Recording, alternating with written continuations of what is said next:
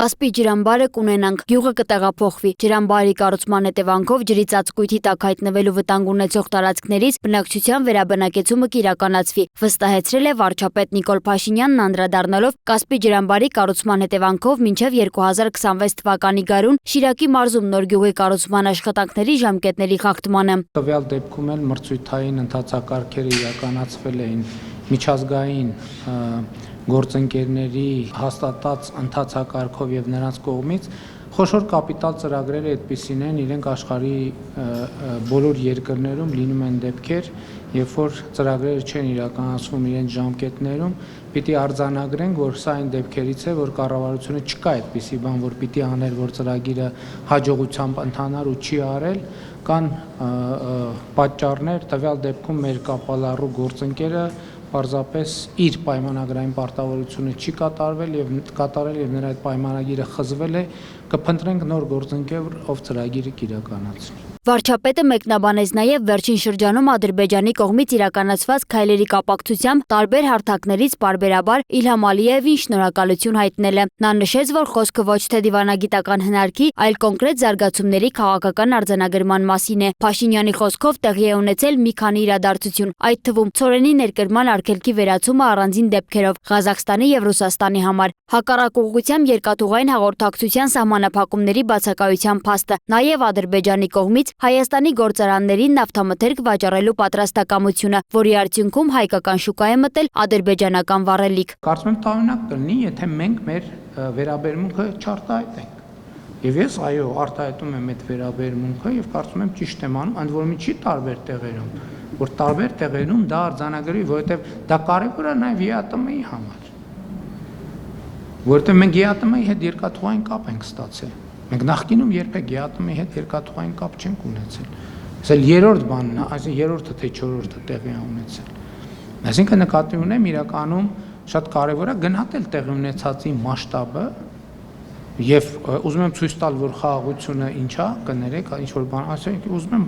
ցույց տալ եւ ցույց եմ տալիս եւ հայտարարում եմ, որ խաղաղությունը իրականություն։ Անդրադառնալով Թուրքիայի նախագահ Ռեջեփ Թայիփ Էրդողանի հայտարարությանը, թե 2026 թվականին Հայաստան-Թուրքիա հարաբերությունների զարգացման համատեքստում խորհրդանշական քայլեր կկատարվեն, Փաշինյանը նշեց, որ ողջունում է այդ պատրաստակամությունը։ Նրա խոսքով երկկողմ երկխոսության մակարդակում հասունացել է պահը, երբ պետք է տեղի ունենան ոչ միայն խորհրդանշական, այլև ավելի լայն ու կոնկրետ քայլեր։ Ինչ վերաբերում է հարևան Իրանին, ապա վարչապետը հայտարարեց, որ Թեհրանի հետ հարաբերությունները բարձր մակարդակի վրա են եւ հայկական կողմը ցանկություն ունի Իրանի հետ ստորագրել ռազմավարական գործընկերության վերաբերյալ փաստաթուղթ, այն դիտարկելով երկկողմ հարաբերությունների զարգացման կարևոր բաղադրիչ։ TRIP նախագծի վերաբերյալ հարցինի պատասխանել Փաշինյանն ընդգծեց, որ մեծամասշտաբ նախաձեռնությունները միշտ ունեն չպարզաբանված հարցեր, որոնք փուլ առ փուլ պետք է լուծվեն։ Մենք սովոր չենք մեծ նախագծերի, իսկ մեծ նախագծերը իրանք ունեն մի շատ կարևոր առանձնահատկություն։ Իրանք միշտ չպարզաբանված հարց ունենում են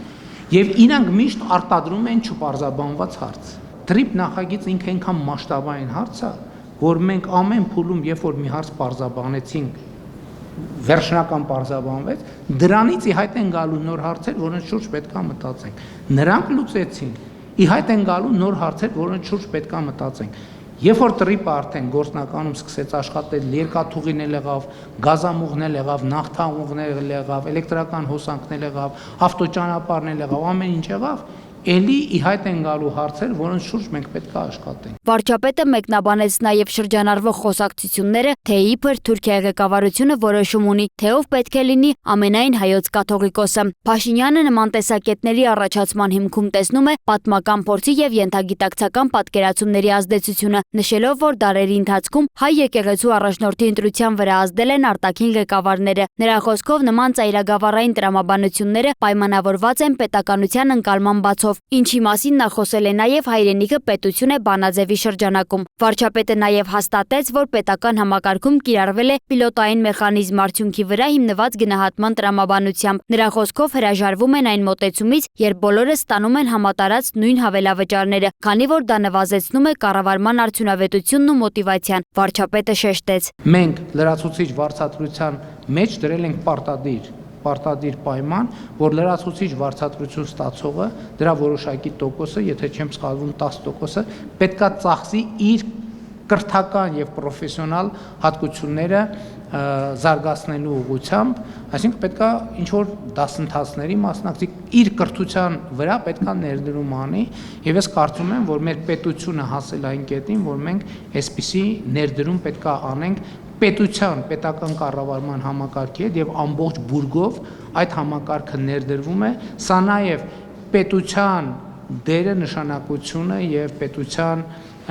պետությունը զարգացնելու եւ ուժեղացնելու մեր ռազմավարությունների շրջանակում։ Փաշինյանը նաև տեղեկացրեց, որ համապատասխան մարմինները հավաքում եւ փոխանցում են տեղեկատվություն Ադրբեջանի կողմից գերեվարված Վագիվ Խաչատրյանի առողջական վիճակի վերաբերյալ, սակայն այս փուլում հրապարակային շրջանառվող տեղեկությունից ավելին ներկայացնել չի կարող։ Խոսելով սահմանազատման գործընթացի եւ տարածաշրջանային հաղորդակցությունների ապաշրջափակման մասին, Փաշինյանը նշեց, որ ենթակառուցվածքային ցանկացած շինարարությունից առաջ անհրաժեշտ է հստակեցնել պետական սահմանի անցման գիծը, իրավական եւ կազմակերպչական խնդիրներից խուսափելու համար։ Նա անդրադարձավ նաև երկաթուղային որոշ հատվածների վերականգնման անհրաժեշտությանը եւ դրա վերաբերյալ քննարկումներին ընդգծելով, որ հաղորդակցությունների բացման մասով տնտեսական բաղադրիչի ակտիվացումը գնահատում է որպես դրական զարգացում։ Սոնա Գիշյան, Տիգրան Ղազարյան, Free News, Ազատ լուրեր։